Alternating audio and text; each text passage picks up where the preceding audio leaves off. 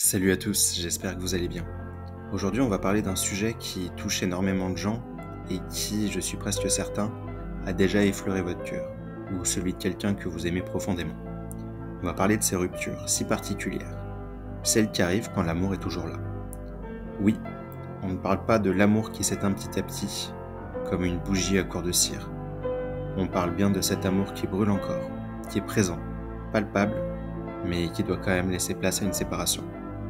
C'est une contradiction qui est déchirante. On nous a toujours dit que l'amour est le socle de tout, la réponse universelle. Alors comment est-ce possible que ces deux personnes qui s'aiment sincèrement, profondément, finissent par prendre des chemins différents? C'est une question que je me suis posée et que j'ai vu des proches se poser. J'ai vu des amis, des couples que j'admirais, se séparer en pleurant l'un l'autre, non pas par manque d'amour, mais par une autre forme de douleur. Moi-même, j'ai pu traverser des moments où cette question résonnait en moi. C'est une vérité difficile à accepter, mais c'est une vérité de la vie, et c'est ce qu'on va explorer aujourd'hui ensemble. L'amour, c'est ce moteur qui a besoin d'un chemin. On grandit avec l'idée que l'amour est une fin en soi. On nous raconte des histoires où l'amour triomphe de tout, où il suffit de s'aimer pour que tout fonctionne. Et c'est en partie vrai. Aimer, c'est un sentiment puissant, une énergie incroyable. C'est ce qui nous pousse à nous dépasser, à faire des compromis, à construire ensemble. Mais la vérité, c'est que l'amour seul, sans autre élément essentiel, ne peut pas toujours maintenir une relation sur le long terme. Imaginez une voiture, la plus belle, la plus puissante, avec le meilleur moteur du monde. C'est votre amour. Mais si cette voiture n'a pas de roue, si elle ne roule pas sur la bonne route, ou si elle manque d'essence, elle ne pourra pas avancer. L'amour est le moteur. Oui, mais il faut aussi de l'entretien. Le chemin, et parfois il faut admettre que la destination que l'on vise n'est plus la même, ou que le chemin que l'on emprunte n'est pas celui de l'autre. Souvent on s'accroche à l'amour comme une bouée de sauvetage en se disant « on s'aime, donc ça va s'arranger ». Mais si les fondations s'effritent ailleurs, si les piliers qui soutiennent le couple ne sont plus solides, alors même le plus bel amour peut se retrouver à la merci des tempêtes. C'est une prise de conscience douloureuse parce qu'elle nous confronte à l'idée que ce que l'on pensait être suffisant n'est pas toujours dans la complexité de la vie à deux. Quand nos chemins intérieurs divergent, l'histoire de nos vies s'éloigne. Pensez à votre rencontre avec cette personne. Il y avait cette étincelle, cette évidence. On avait l'impression de danser sur la même musique, de regarder dans la même direction, partager les mêmes rêves, les mêmes blagues, les mêmes silences confortables. C'était magique. Mais la vie est un voyage constant. Nous sommes en perpétuel mouvement. Nous changeons, nous grandissons, nous évoluons. Et parfois, même si on s'aime tendrement, profondément, nos chemins de vie, nos aspirations profondes se mettent à diverger, sans même s'en rendre compte au début. C'est comme deux rivières qui prennent leur source au même endroit, coulent côte à côte, mais dont les reliefs du terrain les poussent finalement dans des directions différentes. L'une peut se découvrir une soif d'aventure, un besoin impérieux, voyager, découvrir le monde, vivre des expériences intenses et éphémères. L'autre, pendant ce temps, rêve de stabilité, de s'enraciner, de construire un foyer douillet et sécurisant, d'avoir des enfants, une routine apaisante. Ces désirs ne sont pas mauvais ou bons, ils sont juste différents et ils sont le reflet de ce que nous sommes devenus. J'ai un ami, par exemple, qui adorait voyager, l'aventure. Sa partenaire, elle, avait une peur bleue de l'avion. Et son plus grand rêve était d'avoir une maison avec un jardin. Ils s'aimaient vraiment. Mais il sentait que s'il ne voyageait pas, il ne serait pas complet. Et elle ne savait pas qu'elle ne pourrait pas le suivre sans renier une part d'elle-même. C'est une impasse douloureuse. Quand ces différences touchent à ce qui est essentiel pour nous, à nos visions profondes de l'avenir, même si on s'aime tendrement, on se rend compte que nos destins s'éloignent. C'est une douleur sourde, celle de devoir lâcher la main de quelqu'un qu'on aime parce que la vie nous appelle chacun ailleurs. On ne peut pas demander à l'autre de renoncer à son essence, pas plus que l'on ne devrait le faire soi-même. Et c'est là que le choix le plus difficile apparaît. Continuer à s'aimer, tout en étant malheureux, ou se séparer pour permettre à chacun de suivre sa propre voie, mais d'être également malheureux. La communication, un point clé. À la communication, on en parle tout le temps, mais à quel point la mettons vraiment en pratique, surtout dans nos relations les plus intimes. On peut aimer quelqu'un à la folie, avoir des sentiments d'une intensité incroyable. Mais si on n'arrive plus vraiment à se parler, à s'écouter au-delà des mots, à exprimer nos peurs, nos envies les plus profondes, alors le couple, même rempli d'amour, peut devenir une sorte de coquille vide, un bateau qui dérive. Je pense à cet ami qui me disait « On s'aime, mais on ne se comprend plus. J'ai l'impression de parler une langue et lui une autre. » C'est terrible, n'est-ce pas? Quand on commence à garder des choses pour soi, par peur de blesser, crainte de la réaction de l'autre, par fatigue, par habitude, quand on évite les sujets qui fâchent, quand les non-dits s'accumulent, quand on balaye les problèmes sous le tapis, des murs invisibles se construisent entre les partenaires. Des murs de silence, de suppositions, de malentendus. On finit par se sentir seul, terriblement seul, même en étant physiquement à deux. Cette solitude au sein du couple, c'est l'une des douleurs les plus intenses que l'on puisse connaître, car elle est un paradoxe. On a la personne qu'on aime à côté de soi, mais on se sent déconnecté, incompris, et à force de ne pas s'exprimer, de ne pas se sentir écouté, la distance s'installe.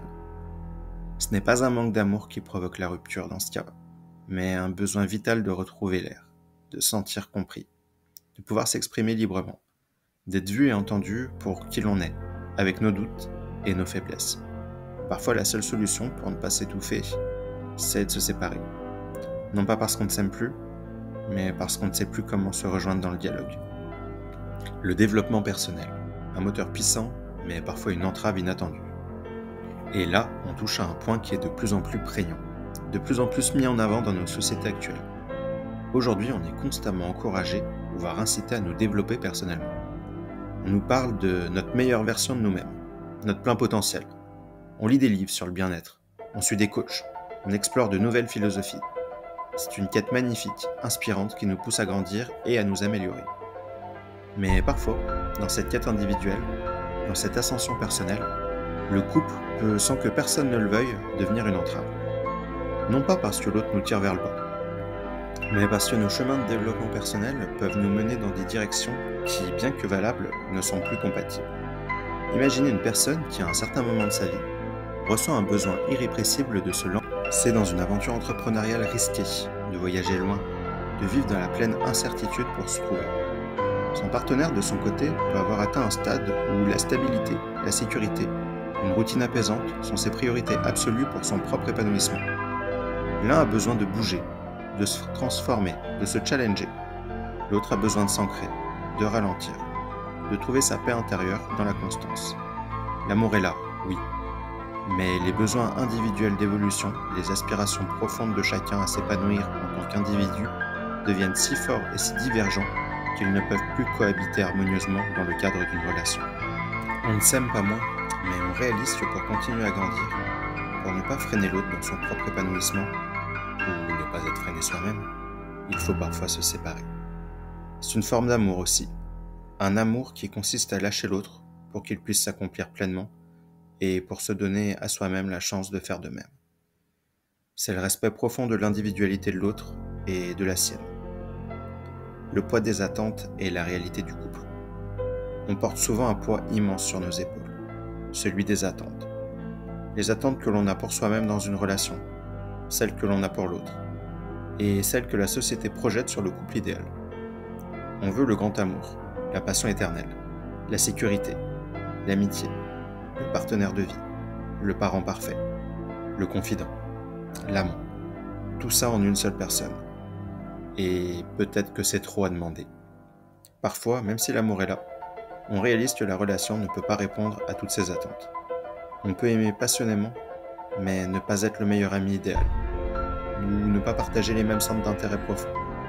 On peut adorer cette personne, mais sentir qu'elle ne nous stimule pas assez intellectuellement comme on le voudrait. Force de comparer ce qu'on a avec ce qu'on devrait avoir, une frustration silencieuse s'installe. Ce n'est pas un manque d'amour pour l'autre, mais un manque de quelque chose pour soi-même dans cette relation. Et cette prise de conscience, même si l'amour est fort, peut pousser à la séparation. Parce qu'on aspire à une plénitude que le couple, même avec tout l'amour du monde, ne peut pas toujours offrir dans sa forme actuelle. C'est le courage d'admettre que l'amour ne résout pas tout et que nos besoins évoluent. Le rôle des réseaux sociaux dans le couple. Les réseaux sociaux, c'est une lame à double tranchant pour nos relations aujourd'hui. D'un côté, ils peuvent nous connecter à l'autre bout du monde, nous permettre de maintenir le lien avec des amis, de partager des moments même à distance. Dans un couple, ça peut sembler génial pour rester connecté, partager des photos, se sentir plus proche quand on est séparé. Mais de l'autre, ils peuvent aussi devenir une source insidieuse de pression et de comparaison. On voit la vie parfaite des autres couples, les voyages de rêve, les déclarations enflammées. Et on commence inconsciemment à comparer notre propre relation à ces images souvent idéalisées. Cette pression à la performance, ce besoin de montrer un couple heureux sur les réseaux, peut créer des tensions invisibles. On peut se sentir obligé de vivre une certaine image au lieu de vivre simplement sa relation avec ses hauts et ses bas. Et puis il y a la question de l'intimité. Ce qui est partagé, ce qui est gardé privé. Les réseaux sociaux peuvent brouiller ces frontières, entraînant parfois des malentendus, des jalousies, ou même une perte d'intimité réelle au profit d'une intimité virtuelle. Ils ne sont pas une cause directe de rupture, mais ils peuvent amplifier des problèmes existants ou en créer des nouveaux en ajoutant une couche de complexité à la dynamique déjà délicate d'une relation amoureuse. Une décision jamais anodine, l'onde de choc de la séparation amoureuse.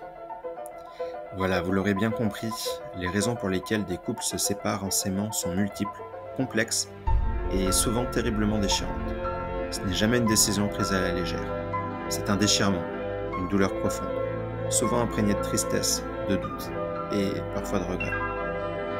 Quand on aime quelqu'un et qu'on le quitte ou qu'on est quitté par quelqu'un qu'on aime, c'est une onde de choc. C'est le deuil d'une histoire, d'un futur imaginé ensemble, de souvenirs précieux. On ressent une panoplie d'émotions, la tristesse, la colère, l'incompréhension, la culpabilité. Et c'est normal, c'est le prix de l'amour, de l'investissement. Je veux que vous sachiez une chose essentielle. Ce n'est pas un échec de l'amour, ce n'est pas un échec de votre part. C'est simplement une preuve que l'amour est un sentiment complexe, qu'il évolue, qu'il prend des formes différentes et que, parfois aussi paradoxal que cela puisse paraître, il peut même se manifester par la décision de se séparer, pour le bien-être et l'épanouissement de chacun. C'est une forme de maturité, d'honnêteté envers soi-même et envers l'autre. Si vous avez vécu ou vivez une situation similaire, je peux vous dire que vous n'êtes absolument pas le seul. Cette douleur, cette confusion, cette tristesse sont partagées par tant de personnes dans le monde. Permettez-vous de ressentir les émotions. Permettez-vous de faire le deuil. Et sachez qu'après la tempête, il y a toujours une éclaircie. C'est une opportunité de se reconstruire, de se redécouvrir, de réaligner ses propres chemins et de trouver de nouvelles façons d'aimer, y compris soi-même. La vie est un voyage d'apprentissage. Et ces ruptures, même douloureuses, nous apprennent énormément sur nous-mêmes, sur nos besoins, sur la nature complexe des relations humaines. N'hésitez pas à partager vos pensées, vos propres expériences, vos questions en commentaire. Je lis absolument tout et je suis là pour échanger avec vous dans la bienveillance et sans jugement. Votre vécu est précieux. Merci d'avoir passé ce moment avec moi. Prenez soin de vous, de votre cœur, et je vous dis à très bientôt pour une prochaine vidéo.